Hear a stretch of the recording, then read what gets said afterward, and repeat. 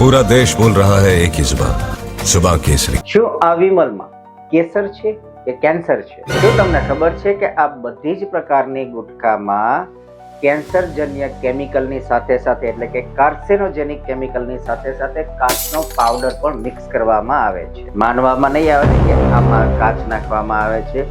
તો જો સૌપ્રથમ ગુટખા બનાવતી ફેક્ટરીમાં સોપારીને એક લાલ રંગના કેમિકલમાં પલાળી એટલે કે બોળી ઉકાળી અને થોડો સમય તડકે સુકવવામાં આવે છે.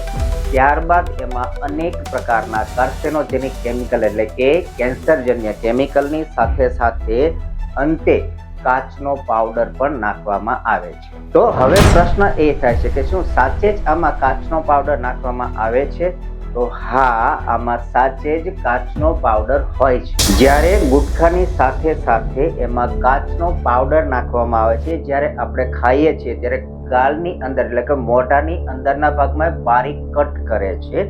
આ બારીક કટથી નિકોટિન ડાયરેક્ટ આપણા લોહીમાં ભળે છે અને એનાથી આપણા મોઢામાં ઝણઝણાટી થાય છે અને જેને આનું એડિક્શન છે એ વ્યક્તિને વારે વાર આ પ્રોડક્ટ ખાવાની ઈચ્છા થાય છે. તો તમે જરાક વિચાર કરો કે જે આપણા કહેવાતા કલાકારો છે જે એવું કહે છે કે દાને દાને में केसर का दम, તો આને તો હું એવી રીતે કહું કે દાને દાने में कैंसर का दम, स्वाद ऐसा कि जो सीधा नर्क में ले जाए. એ પણ ખાલી ગુટખા ખાનાર એકલાને જ નહીં પણ આખાએ પરિવાર.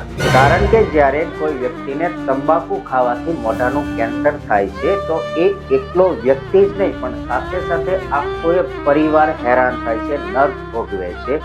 માનવામાં ના આવતું હોય તો તમારી આસપાસ કોઈ કેન્સર સારવારની હોસ્પિટલ હોય ત્યાં જઈને એકવાર મુલાકાત કરી આવો. તો મિત્રો, આપણે આ રીલને મેક્સિમમથી મેક્સિમમ શેર કરીએ, દરેક વ્યક્તિ સુધી પહોંચાડી અને કોઈ એક વ્યક્તિનું જીવન બચાવવા માટે કોશિશ કરીએ.